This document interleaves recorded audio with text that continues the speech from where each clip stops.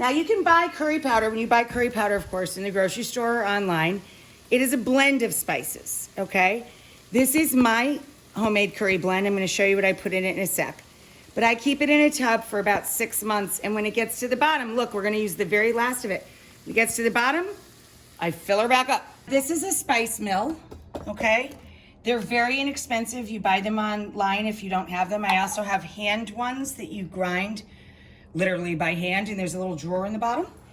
Here's my basic curry blend, and I twist this up a lot for different dishes, but in general, the building blocks of curry are cumin, coriander, and turmeric.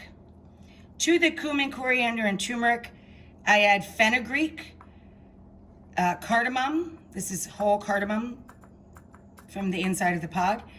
White pepper, black pepper, a little cinnamon, some sort of chili pepper. This is Aleppo chili, and some sort of mustard. This is yellow mustard seed. So that's my basic, okay? And we're just going to boop, boop, boop to fill back up our little curry cache that we keep in our pantry.